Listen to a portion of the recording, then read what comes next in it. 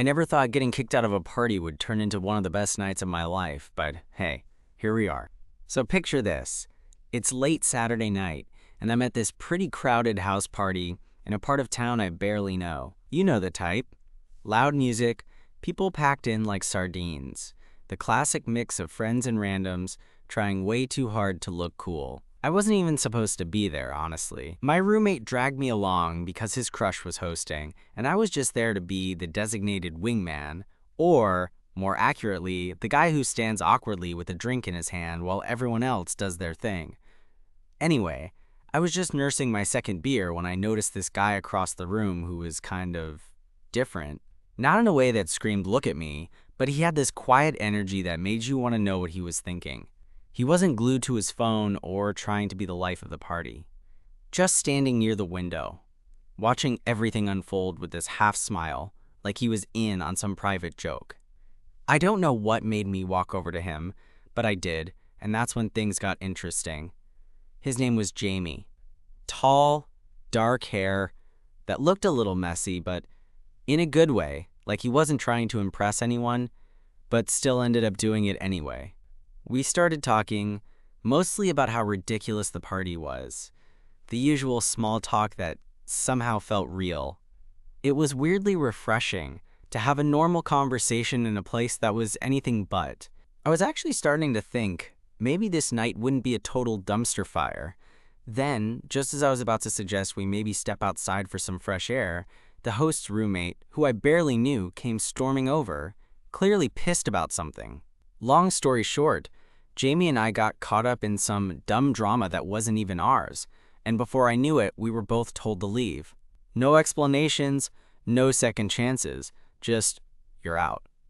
So there we were, kicked out in the cold, no plan, no ride, just the two of us, standing on the sidewalk under the streetlight, surrounded by the distant thump of bass leaking out from the house. And honestly, I had no idea what was about to happen next, but I knew that night was far from over. Jamie lit a cigarette like it was the most natural thing in the world, even though I'm pretty sure smoking had been banned in every building I'd ever been to since I was a kid. He didn't ask if I wanted one, didn't even offer, just took a drag and blew the smoke out slowly, like he was trying to make the night last longer in that moment. I was shivering a little, the cold seeping into my jacket and making me realize how little I'd thought about packing for a night like this. "You okay?" Jamie asked, glancing over at me with those dark eyes. And for some reason, hearing his voice close up like that made me feel a little less alone. I nodded, not trusting my voice just yet. Just didn't really expect to be kicked out of a party for no reason. He laughed, this low, almost tired sound. "Welcome to my world. I swear, these parties are just chaos wrapped in bad decisions." I smiled, and it felt like the first real smile I'd had all night. Seriously, I was just trying to survive the awkwardness.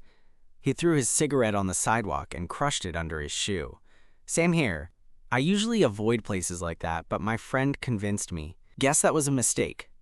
There was a pause, the kind where neither of us felt pressured to fill the silence. And I realized how strange it was to be standing outside with someone I barely knew, talking like old friends. "So what now?" I asked, rubbing my hands together to get some warmth back. Jamie shrugged. "I was just gonna wander home, I guess. You?" "Same. Except my place is another 20 minutes on foot." He looked at me like he was considering something. "Want some company?" "If I'm walking, might as well have someone to share the misery." I wasn't sure if he was joking, but I nodded anyway, because honestly, walking alone in the cold sounded way worse. As we started down the street, the noise from the party faded behind us, leaving only the occasional car passing by and the crunch of our footsteps on the littered sidewalks. The city felt different out here, calmer somehow, like the real world was tucked away behind the party walls, and we were in a quiet bubble just for a moment. "So Jamie," I said, trying to break the silence without sounding too eager, "what do you actually do when you're not getting kicked out of parties?" He chuckled. "Trust me, that's not my usual activity. I'm a graphic designer, mostly freelance stuff. It's flexible, which is nice, but also means I spend a lot of time alone." "Freelance, huh? Sounds like a dream and a nightmare at the same time." "Exactly. Freedom, but also no one to tell me when to stop working, he said with a grin. We walked some more, and the cold didn't seem as bad anymore. There was something about talking to him. He wasn't just a stranger I met at a party. He felt like someone I could actually get to know. The way he listened, the little jokes he made, the way his eyes lit up when he talked about design. It was like I'd stumbled onto a side of the city I hadn't seen before. A few blocks in, Jamie stopped and glanced down a side street. It was dimly lit, mostly deserted. Hey, my place is just a couple blocks that way if you want to warm up. No pressure. I hesitated. It was late and I barely knew this guy, but part of me didn't want the night to end just yet. Not like this, standing on a chilly street with nowhere else to go. Yeah, sure, I said. He smiled, and maybe it was the cigarette smoke or the city lights. But suddenly, I felt like I was exactly where I was supposed to be. His apartment was small but cozy, filled with art prints and plants that looked like they'd survived some kind of miracle. He tossed his keys on the counter and opened the window to let in some fresh air. Sorry, no fancy place, but it's a home, he said, shrugging. It's perfect, I told him, pulling off my jacket and feeling the warmth hit my skin like a relief. We settled on the couch with mugs of tea Jamie had somehow managed to whip up quickly. For a while, we just talked about everything and nothing. Music, bad dates, the weird quirks of the city, until I realized I hadn't checked my phone in what felt like hours. I don't usually do this, I admitted, just walk off a party with some random guy. Jamie grinned. Neither do I. But maybe we're both a little tired of the usual scene. There was something in his tone, a softness that caught me off guard. I looked over, and our eyes met for a second longer than before. It wasn't flashy or dramatic, just honest. I swallowed hard and said, I'm glad we got kicked out. He laughed, shaking his head. Me too. Feels like the night actually started when the party ended. And in that moment, with the city quiet around us and the chaos of the night behind, I realized some of the best stories don't happen where you expect them. They happen when you get kicked out and end up exactly where you need to be. We stayed on the couch longer than I thought we would. The tea was gone, but neither of us made a move to get up or change the subject. It felt like there was this quiet understanding between us, the kind where words don't need to fill every second. Jamie shifted a bit, then looked over at me with a half smile. So what do you usually do on a Saturday night when you're not accidentally getting kicked out of parties? I laughed, the sound more genuine than I expected. Usually, I'm a homebody. Binge watch something terrible, maybe read a book I'll never finish, eat way too much pizza alone, nothing crazy. He nodded like he totally got it. Sounds cozy. I probably do the same, but with way more coffee and way less pizza. It felt weirdly nice to talk about these small, mundane things, like peeling back layers and realizing the guy across from me wasn't some party mystery, but someone who probably spent way too much time procrastinating just like me. There was a pause, and then Jamie's expression softened, his voice a little quieter. I'm glad you came over. Not just because you were kicked out with me, but because, well, I don't really know many people around here. I felt a little tug at my chest, that unexpected warmth that comes when someone lets you in just a bit. Yeah, I get that. Sometimes it feels like you're surrounded by people, but totally alone. He nodded slowly. Exactly. That's why these nights can be rough. But tonight's not bad, right? No, I said honestly. It's better than I expected. His eyes flicked to mine, and there was something there, a hint of vulnerability mixed with a shy hopefulness. I'm not usually the guy who makes the first move, but that night, something felt different. The way the light hit his face, the quiet hum of the city outside, and the unexpected connection we were sharing made me want to take a chance. Hey, I said, voice a little tentative. I don't want this night to end yet. Jamie's smile got a little bigger, the kind that reaches his eyes and makes you think he might be smiling just for you. Me neither. I reached out, and before I could second-guess myself, our hands touched. It was simple, nothing dramatic, but it felt electric in the best way. His fingers were warm, and when he squeezed gently, I realized I hadn't stopped smiling since I sat down on that couch. We leaned in slowly, like both of us were afraid to rush something that felt new but already felt right. When our lips met, it was soft and hesitant at first, and then something shifted, like we were both letting go of the weirdness and just being in the moment. After a while, we pulled back, breathless and laughing quietly. "You're a really good kisser," Jamie teased, nudging me lightly. "Thanks," I said, grinning. I could say the same. The night stretched on, and we talked about everything and nothing, some more. Our dreams, our fears, the kind of people who make us both want to laugh and cry at the same time. It wasn't perfect. There were awkward pauses and moments where I wasn't sure if I was reading things right, but that was part of it. The messy, unpredictable part that makes it real. At some point, I realized just how late it had gotten. The city had gone quiet, the usual buzz replaced by a calm that felt almost sacred. Jamie looked tired but happy, and I felt the same. "Think we should call it a night soon?" I asked. He nodded but didn't move away. "Yeah, but can I see you again? Like, not because we got kicked out of a party, but because I actually want to?" My heart skipped. "I'd like that." We exchanged numbers, that awkward but hopeful moment where you're both silently promising to make this happen again. When I finally got up to leave, Jamie walked me to the door, and we stood there for a second like we didn't want to say goodbye. "Good night," he said softly. "Good night," I replied.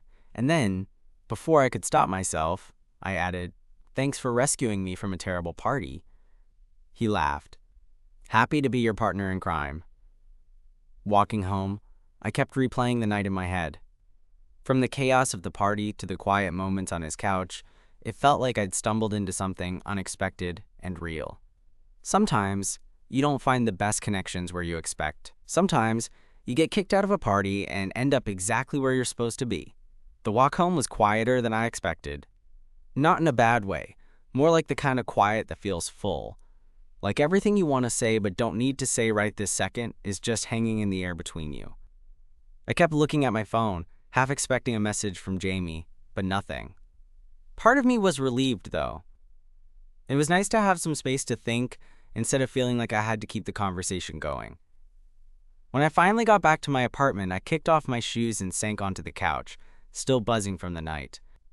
I kept replaying everything, the way Jamie smiled when he talked about his work, how his hand felt in mine, the softness of his lips when we kissed. It wasn't like anything I had expected from a random night that started with getting kicked out of a party. It was better. I was scrolling through my phone when a message finally popped up. It was from Jamie. "Made it home. Still can't believe we were kicked out of that circus. Coffee soon?" I grinned like an idiot and typed back, "Definitely. How about tomorrow afternoon? Perfect. I know a place that makes dangerously good lattes." And just like that, the night's chaos felt like the start of something else. A kind of beginning I hadn't been looking for, but was glad to find. The next day, I found myself a little nervous as I got ready. It had been a long time since I'd gone on anything resembling a date, and even longer since I'd felt this kind of eagerness. I told myself to chill. He was just a guy the first got kicked out of a party with, after all, but my heart didn't get the memo. When I arrived at the cafe Jamie had mentioned, he was already there, sitting by the window with that same easy smile. He waved me over like we were old friends catching up, rather than two guys who barely knew each other 24 hours ago. "Hey," he said, standing up to greet me. "You look way less awkward than I expected." I rolled my eyes. "Thanks, I think." We ordered our drinks and settled into one of those cozy booths where the sunlight streamed in just right. The place was quiet, the perfect contrast to the noise of the party and the city outside. We talked about work, the kind of music we both pretended to like but secretly avoided, embarrassing stories from high school. Jamie's laugh was contagious, and I caught myself watching him more than I should, noticing the little things, the way his eyes crinkled when he smiled, how he tucked a stray lock of hair behind his ear without even thinking about it. At some point, the conversation turned more serious. Jamie opened up about moving to the city after college, trying to find his place and figure out what he really wanted. I shared some of my own struggles with feeling stuck and unsure about the future. It was honest and real, and I liked that. With Jamie, I didn't feel like I had to be anyone but myself.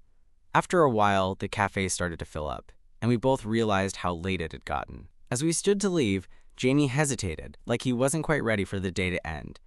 "Want to take a walk?" he asked. I nodded. The afternoon air was crisp but not cold, and the city felt different in daylight, more alive, less intimidating. We wandered through the nearby park. the kind with winding paths and trees just starting to show the first hints of spring. Jamie reached out and took my hand again, and it felt just as natural as the night before. We stopped at a bench overlooking a small pond, watching the ducks lazily swim around. Jamie looked over at me, his expression soft. "I'm really glad we got kicked out of that party," he said quietly. "Me too," I agreed, squeezing his hand. There was a pause, and then he leaned in, brushing his lips against mine in a gentle kiss. This time, there was no hesitation, just warmth and a quiet promise of whatever was coming next. As we pulled apart, Jamie smiled that same easy smile, and I felt like I was exactly where I was supposed to be. No more awkward parties, no more randomness, just two people who found each other in the middle of the chaos. We stayed there for a while longer, talking and laughing and just being, and I realized that sometimes the best nights aren't the ones you plan. Sometimes they're the ones that start with getting kicked out and end with finding something you didn't know you were looking for. After that afternoon in the park, things didn't exactly explode into some perfect rom-com whirlwind, but they settled into something way better, something real. We kept texting, sometimes all day, sometimes just a quick thinking of you, or a dumb meme that made one of us laugh out loud at our phone in public. And we saw each other whenever we could. Coffee dates, late-night walks, cooking dinners that usually ended with either burnt food or laughter that echoed through one of our apartments. One night, a couple of weeks after that first walk, Jamie invited me over to his place again. This time, it wasn't just because we'd been kicked out of a party or because we needed to escape some noise. It was because we actually wanted to be around each other. His apartment had this comfortable clutter now. Sketch pads with half-finished designs, a stack of vinyl records leaning against the wall, and a faint scent of jasmine from one of those candles he swore wasn't just for decoration. We were sitting on the floor, surrounded by takeout containers and half-empty wine glasses, trying to decide what to watch. I was leaning into him a little, and when he shifted closer, I could feel the warmth of his body like an unspoken invitation. So, Jamie said, eyes teasing, "How are you feeling about this whole us thing?" I laughed softly, not sure if he was serious or just messing with me. Honestly, a little terrified, but also really glad. He nudged me gently. "Good, because I don't want to mess this up." "I don't either," I said, reaching out to tuck a strand of hair behind his ear, feeling the slight shiver that ran through him. We fell into that kind of quiet again, the one that's less about words and more about the space two people can share without rushing to fill it. But as comfortable as things felt, I knew we weren't exactly out of the woods. Jamie had mentioned before how moving here hadn't been easy, how he sometimes felt like an outsider even in the city's chaos. And me? I was still figuring out what I wanted out of life, still wrestling with that nagging feeling that I should be doing something more, or better, whatever that meant. A few days later, we were sitting at a little diner near my place, the kind of late-night spot with flickering neon signs and greasy menus. I was telling Jamie about a job interview I'd been nervous about, and he was listening like it mattered, like I mattered. "I hate that feeling," he said, stirring his coffee slowly. "Like you're supposed to have everything figured out, but you don't. And nobody's really telling you what figured out even means." "Yeah," I agreed. "Sometimes I think everyone's just winging it and pretending they're not." Jamie smiled, this small, knowing smile. "Maybe that's the secret. Just admit you don't have a clue and see where it takes you." I wanted to believe that. I wanted to believe that with Jamie, life could be less about pretending and more about being honest, even when it's messy or scary. We left the diner around midnight, the cold air biting at our cheeks but somehow feeling less harsh with Jamie's hand in mine. We walked slowly, reluctant to say goodbye. When we reached my building, Jamie hesitated at the door. "Thanks for tonight," he said quietly. "Thank you," I replied, "for everything." He smiled and leaned in to kiss me again, soft and steady. "See you soon?" "Definitely," I promised. After he left, I sat on my bed for a while, thinking about how unexpected this all was. Just a few weeks ago, we were strangers kicked out of some random party. Now, I was wondering if I could actually see a future with Jamie in it. But then came the inevitable, those moments of doubt that sneak in when you least want them. Was I ready for this? Did Jamie feel the same way? What if the city that had brought us together ended up pulling us apart? I texted him, almost as if sending a lifeline. Hey, can I be honest about something? His reply came almost instantly. Always. I took a deep breath and typed back, sometimes I'm scared this won't last. A long pause before he answered, me too. But maybe that's okay. Maybe we just take it one day at a time. There was a comfort in that, an acceptance that maybe love wasn't about knowing all the answers, but about choosing to be present anyway. That night, I fell asleep with my phone in my hand and a quiet hope in my chest.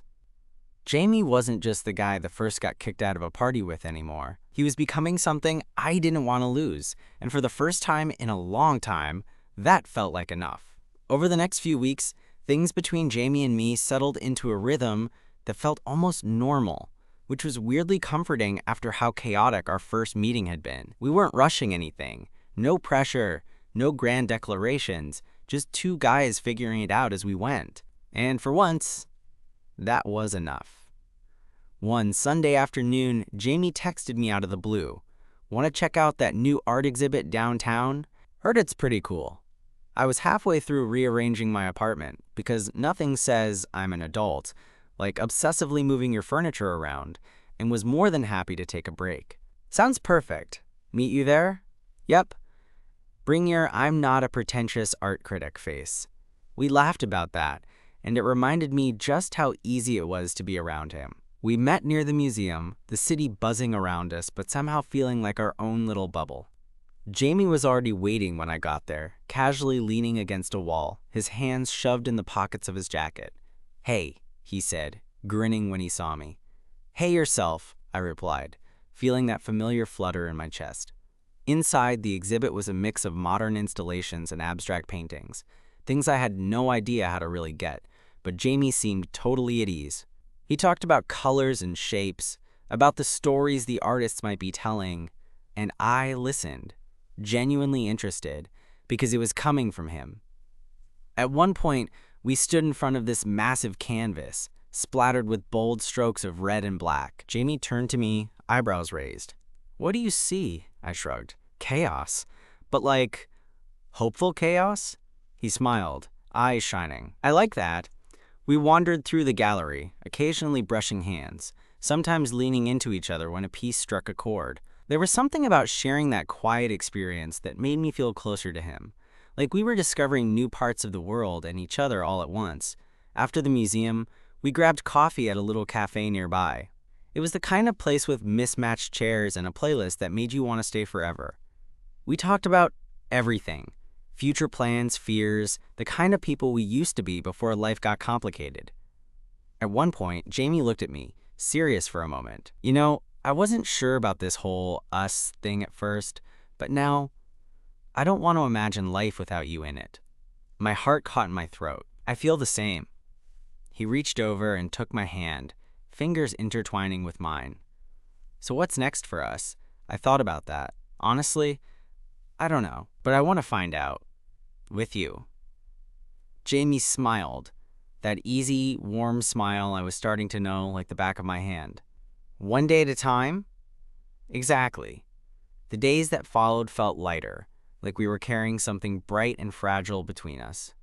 We kept exploring the city, sharing dinners, late-night talks, and yes, sometimes even those awkward silences that somehow felt safe instead of uncomfortable. But of course, real life has a way of crashing in. One evening, a few weeks later, Jamie dropped by unexpectedly. The look on his face was different, tense, guarded. He sat down beside me on the couch without saying much, and I could tell something was up. After a moment, he finally spoke. I got offered a job in another city. My stomach flipped. Wow, that's big. Yeah, he said, running a hand through his hair. It's a great opportunity. Better pay, more stability. But it means moving in a month. I sat there trying to process. Part of me wanted to tell him to stay, to not even think about leaving. But I also knew this was important to him. So, what do you want to do? I asked quietly. Jamie looked at me, vulnerability flashing in his eyes. I want to try us. I don't want to lose what we have, but I'm scared this will mess everything up. I reached out, cupping his face gently. Jamie, maybe it's scary, but we've come this far. We can figure it out together. I'm willing to try if you are. He smiled, relief washing over him. I am, more than anything. We spent that night talking about possibilities, visits, long distance, making time for each other even when things got tough. It wasn't a perfect plan, but it was ours. As he left that night, I felt a mix of hope and fear swirling inside me. But I also knew one thing for sure. Getting kicked out of that party was the best accident that ever happened to me. Because it led me to Jamie. Messy, uncertain, and all kinds of real. And sometimes, that's exactly what love looks like. The weeks between Jamie's job offer and his moving day were some of the most intense and honest we'd ever shared. There were long conversations about fears and hopes, quiet moments where words weren't needed, and plans that felt fragile but real. We both knew the distance would be tough, and there were times I wondered if we were setting ourselves up for disappointment.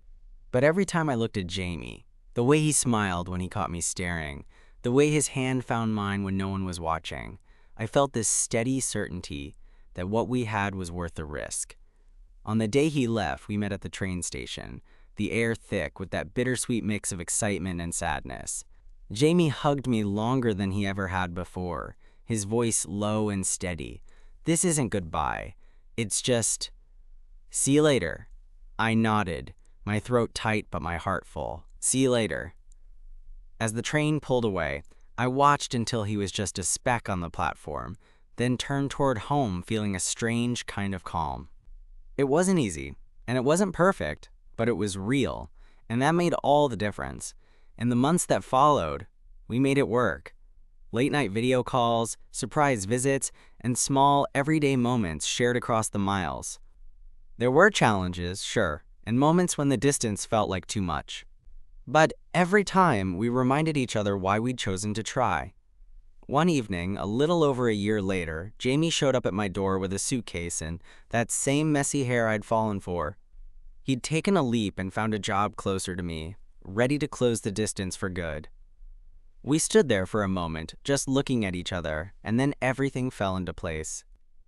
No grand gestures or dramatic declarations, just two people who'd weathered uncertainty and come out the other side, hand in hand.